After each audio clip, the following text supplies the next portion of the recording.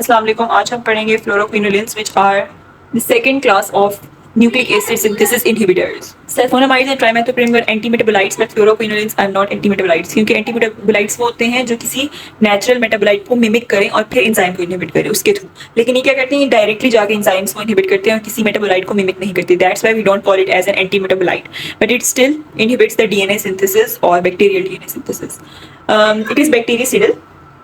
Okay and जब भी फ्लोरोक्विनोलिन्स का जिक्र आता है ना, तो हमारे दिमाग में क्या आना चाहिए? यूटीआईज, यूरिनरी ट्रैक्ट इन्फेक्शंस के लिए हम कहते हैं जो सबसे सुप्रीम ड्रग्स है, सुपीरियर ड्रग्स है, वो फ्लोरोक्विनोलिन्स ही हैं जो यूज़ की जाती हैं। आपको याद होगा हमने पढ़ा था फॉस्फोमाइसिन, हमने पढ़ा था यूटीआईज में यूज़ होता है, बट वो ज़्यादा टॉक्सिक होता है कि ज़्यादा अमाउंट में यूज़ करें, तो इसीलिए उसे हम फ्लोरोक्विनोलिन्स के साथ देते हैं और दोनों का इफेक्ट जो है साइनर्जिस्टिक होता है इन यूटीआईज, राइट।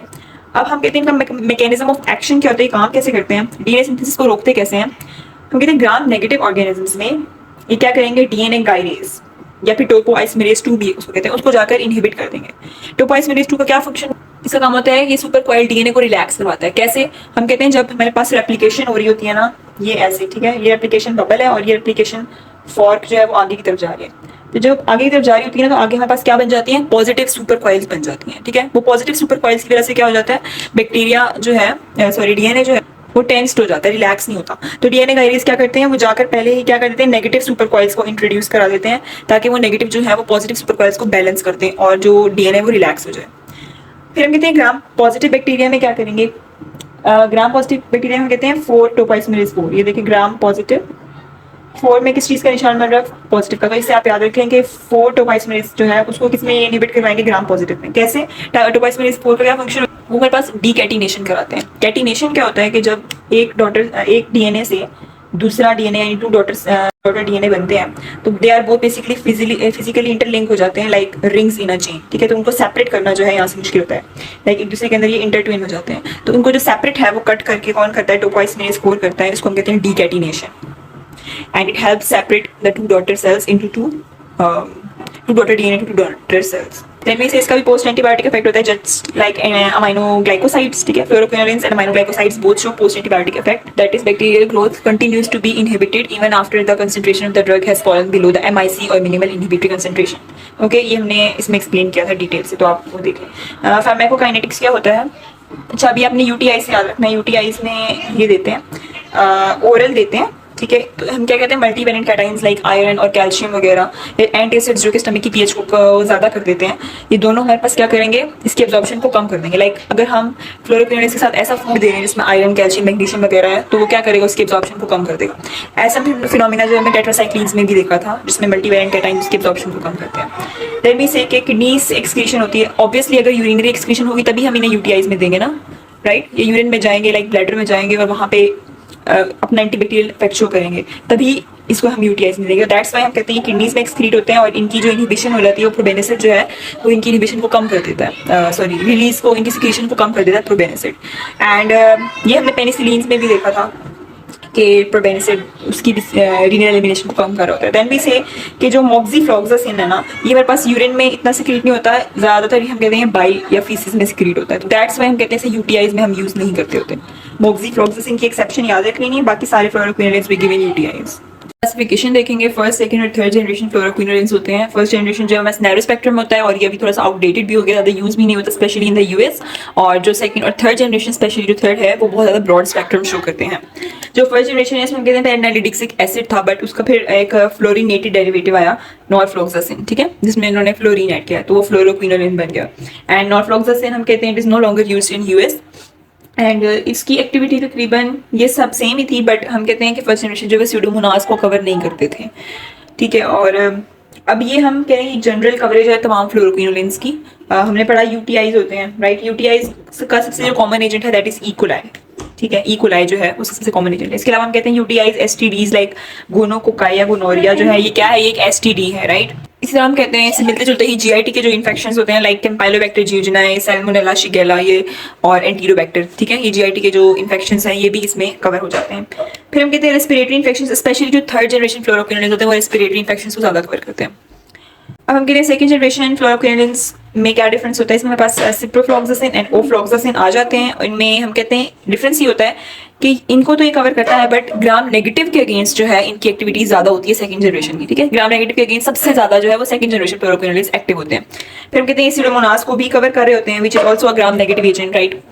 ग्राम नेगेटिव में स्पेशली कौन से एच इन्फ्लुएंजा एंड एम कैटाराइलिस को ये कवर कर रहे होते हैं विथ रेस्पिरेटरी इन्फेक्शंस। फिर हम कहते हैं जो गोनोरिया है वो भी ग्राम नेगेटिव एजेंट है, और गोनोरिया में जो मेजर थे वो सेफलोस्पोरिन्स यूज हो रहे थे, राइट, सेफ्ट्राइक्सोन एंड सेफिक्सिन। तो हम कहते हैं कभी कभार उसके अल्टरनेटिव के तौर पे सेकंड जनरेशन फ्लोरोक्विनोलिन्स यूज होते हैं, बट अब ये इतने यूज नहीं होते क्योंकि रेजिस्टेंस जो है वो गोनोरिया के या गोनोकोकाई के अगेंस्ट ज्यादा हो रही है। फिर हम कहते हैं सारे फ्लोरोक्विनोलिन्स में जो सेकंड जनरेशन फ्लोरोक्विनोलिन्स है ना वो सबसे ज्यादा रेजिस्टेंस शो कर रहे हैं, स्पेशली अगेंस्ट स्यूडोमोनास, गोनोरिया और MRSA वगैरह। तो ये हमारे पास हो गया कि स्यूडोमोनास और गोनोरिया के ट्रीटमेंट के लिए यूज हो रहा है। फिर हम कहते हैं H influenza and catarrhalis also some gram negative covered by this. Then there are atypical pneumonia agents, right. Atypical pneumonia हम कहते हैं वो ग्राम पॉजिटिव या नेगेटिव नहीं होता, और इसमें कुछ डिफरेंट प्रॉपर्टीज होती हैं। अब एटिपिकल निमोनिया जो है वो जो कॉमन निमोनिया होता है ना स्ट्रेप्टोकोकस वाला, उससे लेस कॉमन और माइल्डर होता है, ठीक है। इसमें हमारे पास 3 स्पीशीज आती है, mycoplasma pneumonia, chlamydia pneumonia and legionella pneumonia. इन तीनों को हम कहते हैं एटिपिकल निमोनिया एजेंट्स, और ये भी हम कहते हैं कवर होते हैं बाय सेकंड जनरेशन फ्लोरोक्विनोलिन्स। और एटिपिकल निमोनिया जो क्लेमिडिया है उसके लिए हम कहते हैं 7-day कोर्स होता है of ofloxacin. So second generation का हम ग्राम नेगेटिव के अगेंस्ट ज्यादा होता है, specially H influenza, M catarrhalis, pseudomonas and gonorrhoea and atypical pneumonia. Third generation fluoroquinolones as we know इसका ब्रॉडेस्ट स्पेक्ट्रम होता है, और ये न्यूअर फ्लोरोक्विनोलिन्स हैं जो कि ज़्यादा एक्टिव होते हैं। इनको हम रेस्पिरेटरी फ्लोरोक्विनोलिन्स भी कहते हैं। क्यों, अभी हम देखेंगे। इसमें लीवोफ्लॉक्सासिन, जेमिफ्लॉक्सासिन और मोक्सीफ्लॉक्सासिन आ जाता है। Moxifloxacin we know it is not used against UTIs, बाकी सारे जो है वो यूज होते हैं, बट ये रेस्पिरेटरी इन्फेक्शंस के खिलाफ ज़्यादा यूज होते हैं। फॉर एग्जाम्पल हम कहते हैं जो कम्युनिटी एक्वायर्ड निमोनिया होता है, स्ट्रेप्टोकोकस निमोनिया हो या कोई भी निमोनिया हो, हम कहते हैं कम्युनिटी एक्वायर्ड से कहते हैं कि पेशेंट रिसेंटली हॉस्पिटल में एडमिट नहीं हुआ लेकिन फिर भी उसे निमोनिया हो गया, ठीक है। तो that's called as community acquired pneumonia. उसमें बहुत सारे एजेंट्स आ जाते हैं, और एटिपिकल निमोनिया के एजेंट्स भी आ जाते हैं, लाइक क्लेमिडिया, माइकोप्लाज्मा और लीजियनेला। हम कहते हैं कि एटिपिकल निमोनिया के खिलाफ सेकंड जनरेशन से ज़्यादा थर्ड जनरेशन की एक्टिविटी होती है, since they are respiratory fluoroquinolones. Specially हम कहते हैं लीवोफ्लॉक्सासिन जो है वो कम्युनिटी एक्वायर्ड निमोनिया या एटिपिकल निमोनिया के लिए यूज होता है। देन वी से कि कुछ ग्राम पॉजिटिव कोकाई जो होते हैं जो रेजिस्टेंट होते हैं, like Streptococcus pneumonia, right, and MRSA, ये भी निमोनिया है, ठीक है, ये भी रेस्पिरेटरी इन्फेक्शन है। देन हम कहते हैं ग्राम नेगेटिव के खिलाफ सेकंड जनरेशन ज़्यादा एक्टिव थे, बट थर्ड जनरेशन की एक्टिविटी भी गुड होती है, लाइक, ठीक है, इनकी भी एक्टिविटी ग्राम नेगेटिव के खिलाफ गुड होती है, specially H influenza, M catarrhalis, these both are also respiratory infections. And हम कहते हैं एनारोब्स के खिलाफ भी ये एक्टिव होते हैं। फिर हम कहते हैं कि these drugs, especially levofloxacin and moxifloxacin, are used second line drugs for tuberculosis. We also know tuberculosis भी जो है उसमें major respiratory infection ही होता है। अब second line for TB use होते हैं, first line we know that anti tubercular drugs like isoniazid, rifampin वगैरह, अभी हम वो आगे डिटेल्स पढ़ेंगे। So अगर वो उनकी रेजिस्टेंस हो जाए तो हम थर्ड जनरेशन फ्लोरोक्विनोलिन्स यूज कर सकते हैं। टेनिन की टॉक्सिसिटी में क्या आता है, सबसे इंपॉर्टेंट जो है वो हम कहते हैं टेंडिनाइटिस या टेंडिन रप्चर, क्योंकि जो ये जाके डिपॉजिट हो जाते हैं टेंडिन के अंदर, ठीक है, और वहाँ पर उसका डैमेज प्रोड्यूस करते हैं हम। Then we say that it is contraindicated in pregnancy, क्योंकि जो कार्टिलेज, ग्रोइंग कार्टिलेज है उसकी ग्रोथ को रोकेगा, उसको डैमेज करेगा, और जिसकी वजह से एर्थ्रोपैथी यानी कि जॉइंट डैमेज हो जाएगा। और फ्लोरोक्विनोलिन्स जो था अ फीटस टू सेव निमोनिक था, ठीक है। इसमें अमाइनोग्लाइकोसाइड्स, फ्लोरोक्विनोलिन्स, टेट्रासाइक्लिन्स, सल्फोनामाइड्स जो हैं these are contraindicated in pregnancy, जो एंटीबायोटिक्स होते हैं। देन से कि ड्रग ड्रग इंटरेक्शन में क्या आता है कि ये थियोफाइलिन की जो प्लाज्मा लेवल है उनको इंक्रीज कर देगा, लाइक उनके एंजाइम को इनहिबिट कर देगा या कुछ इस तरह करेगा कि थियोफाइलिन के प्लाज्मा लेवल को बढ़ा देगा, तो इसकी टॉक्सिसिटी जो है थियोफाइलिन की वो ज़्यादा हो जाएगी। थियोफाइलिन इज अ मिथाइलजेंथाइन, और थियोफाइलिन के अलावा जो दूसरे मिथाइलजेंथाइन्स होंगे उनकी भी प्लाज्मा लेवल को ही बढ़ा देगा। देन से स्पेशली जो थर्ड जनरेशन फ्लोरोक्विनोलिन्स होते हैं वो QTC प्रोलंगेशन कराते हैं। एक और ड्रग भी था जो कराया था QTC prolongation, that was telithromycin, right. QTC level बढ़ा देते हैं। देन भी से कि फोटोटॉक्सिसिटी कराते हैं जस्ट लाइक सल्फोनामाइड्स। और बाकी इनके इफेक्ट्स जो है वो कॉमन है, like GIT rashes, GIT disturbances, rashes, neurotoxicity वगैरह। रेजिस्टेंस मैंने आपको इनकी बता दी थी, सेकंड जनरेशन में सबसे ज़्यादा होती है, और इनके मैकेनिज्म भी तकरीबन सब एंटीबायोटिक के सेम ही होते हैं। फॉर एग्जांपल ग्राम नेगेटिव में क्या होगा, उनके पोरेन स्ट्रक्चर चेंज हो जाते हैं, क्योंकि पोरेंस जो है वो प्रेजेंट ही, ट्रू पोरेंस जो है वो प्रेजेंट ही ग्राम नेगेटिव में होते हैं, क्योंकि उसमें आउटर कवरिंग होती है, राइट। सो उसमें पोरेंस प्रेजेंट होते हैं। तो ग्राम नेगेटिव में क्या होगा, पोरेन का स्ट्रक्चर चेंज हो जाएगा, या फिर कोई फ्लक्स पंप बन जाएगा, या फिर एंजाइमेटिक एक्टिविटी या एफिनिटी जो है वो कम हो जाएगी। इसमें एक एग्जाम्पल है कि जो गोनोकोकाई, हमने पढ़ा है कि गोनोरिया के अगेंस्ट जो फ्लोरोक्विनोलिन्स उनकी रेजिस्टेंस बहुत ज़्यादा होती जा रही है, और इसका मैकेनिज्म क्या होता है गोनोरिया के अंदर, गोनोकोकाई के अंदर हम कहते हैं एक होता है गाइर AG, राइट, ये होता है गाइर AG, राइट। इसके अंदर क्या होता है, एक रीजन होता है क्विनोलिन रेजिस्टेंस डिटरमिनिंग रीजन, फ्लोरोक्विनोलिन्स उसके साथ जाके बाइंड करते हैं, ठीक है, और ये जीन जो है ये DNA गायरेज प्रोड्यूस कर रहा होता है, तो वो DNA गायरेज की प्रोडक्शन को आल्टर कर देते हैं।